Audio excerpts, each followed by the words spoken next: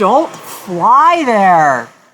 We're going to tell you the 7 or is it 8 myths of repositioning cruises. Where are we? We are about to finish up a house sit in the United States and start to head out on our 5th repositioning cruise in just the last 2 years. I'm excited for this video to debunk all the myths of repositioning cruises. Yeah, and why do we even take repositioning cruises at all? Well, it gets us to where we want to go. Right. And there are just so many great reasons. Yeah, and a lot of people have all these strange myths or strange fallacies about what a repositioning cruise is. I mean, we take them because we like to go from continent to continent, and it's a much easier on our body and on our minds if we're repositioning on a 26-day cruise rather than flying all the way to Sydney, Australia. I mean, who wants to fly 29 million hours? Exactly. I mean, just real quickly, if you don't know what a repositioning cruise is, it's seasonally, the cruise lines need to move their ships to where the season is. So, for example, we're taking a cruise from Los Angeles to Sydney, Australia, because it's going to be wintertime here and it's going to be summertime here. Right. So the Alaska boats, because they've been here in the States going to Alaska all summer long, are now going to Australia to catch the Australia season. Same thing happens with Europe. The European boat, the Mediterranean boats come to the Caribbean boats go to the Mediterranean, and there's all other geographic repositioning cruises as well. But what they are is a one-way cruise that goes, from A to B in order to get the inventory of the cruise lines in the right positions for the seasons. Right. Yeah. So we've done, 2 back and forth to Europe. We've done one from Europe down to Saudi Arabia through the Suez Canal. We did another one from Japan across the Pacific through the Aleutian Islands down through Alaska and into Seattle. And then this next one that we're doing tomorrow is we are going from LA to Sydney. So really a great way to beat jet lag. Right. It is. And that is, not one of the myths, but we're going to talk about the 8 myths. Right. We're going to start with number 8. You got to stay for number 1 because it will blow your mind. Will blow your mind. How people think this and how it's really wrong, how they think it. So number 8, reduced crew. When you go on it, the myth is when you go on a repositioning cruise, the crew's taking holiday and they're off and there's not a lot of people on the boat. And so they think you're going to get bad room service or your room's going to get cleaned only every 3 or 4 days, or you only be able to go to the buffet because there's no dinner service, or what's some other... Yeah. Well, I mean, it's just not true. I mean, you think that the cruise lines are going to cut back because this is some kind of strange cruise, but it's not, and not for the crew. The crew sign up for 6 months contracts or and 7 months or a year, whatever. It is fully staffed. Everything that you can imagine. The service is great. In fact, I think the service is even better because typically, in our experience, these repositioning cruises are not full. They're going to be about 2/3 full in our experience, and so you get even better service, and because there's more just crew less members people, per passenger. Yeah, there's less people on the boat. Yeah. So So debunk number 1, reduced crew. Number 8, I guess it was. Number 7, the food's going to be bad. You get on the cruise, you go forever. There's no place to restock the food. The bananas rot. You run out of fresh fruit. The crew is limited, so there's no chefs on board. Totally false. Yeah, same thing. It's you think that the cruise line is cutting back because they're going a long distance across the Atlantic, across the Pacific. Not true. The food is the same. The food is excellent. You can still gain 10 pounds if you want. Yes, they are very well prepared for this type of cruise, and it's just amazing the logistics of how they do it. I don't know how the cruise lines do it, but you didn't you major in logistics? I did, and I have no idea how they figured out how to get fresh fruit and everything that you need. How do you figure out how many bananas to put on a boat in Los Angeles? It's going to get you to Hawaii, and then how do you get all those bananas again in Hawaii to get you to Fiji? It's magic to me. 106 bananas. 106 dozen or 106 bananas. Yeah, that's magic. That's just magic to me. Yeah, food is great. Number 6. I think this is one that people really fret over, and that's you think you're going to get seasick. You're nauseous, the waves, just going like this, somebody might be getting seasick. You're going to get seasick.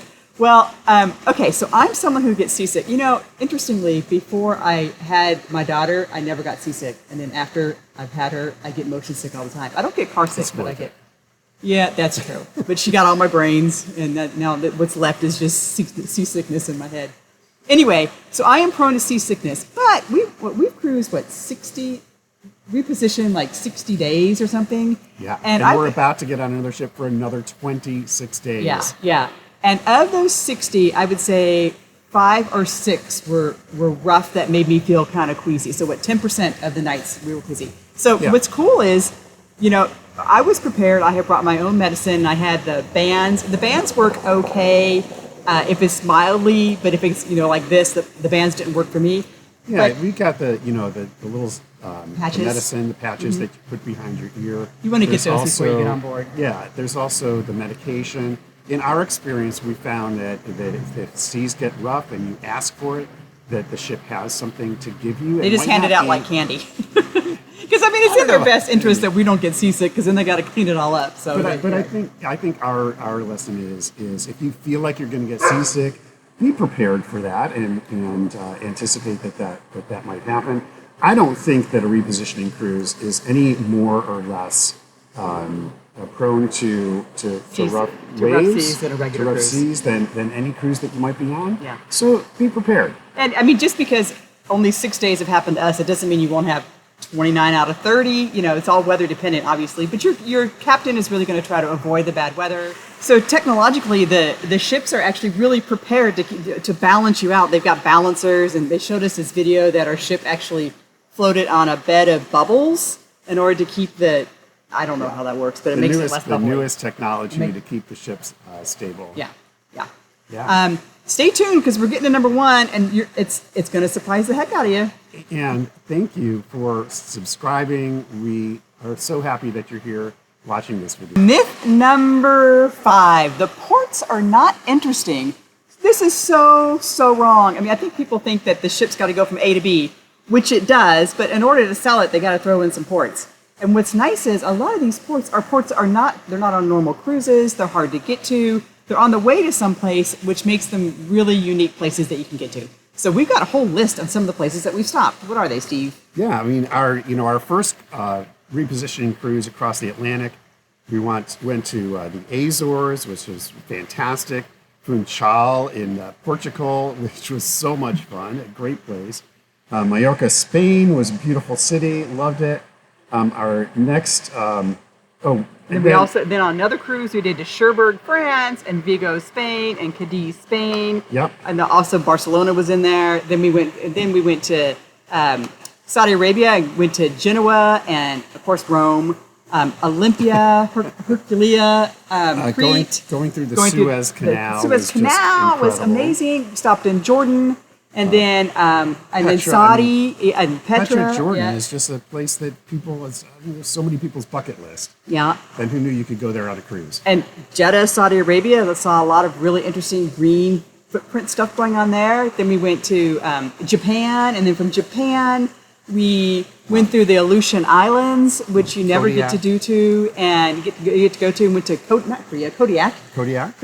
And of course Sitka and Ketchikan and all the things coming down through Alaska. And then now on this repositioning cruise to Sydney, of course we go to Hawaii, and then where do we go? Moorea in French Polynesia. Tahiti. We go to Tahiti. We go to Pago Pago, which is American Samoa. We go to Auckland, a number of ports in New Zealand before we finally end up in Sydney, Australia. So if that doesn't debunk that the ports are boring, I don't know what else does. So, okay, myth number 4. It's all sea days. Well, we just kind of debunked that. I think people think it's 26 days you're on the sea all the time.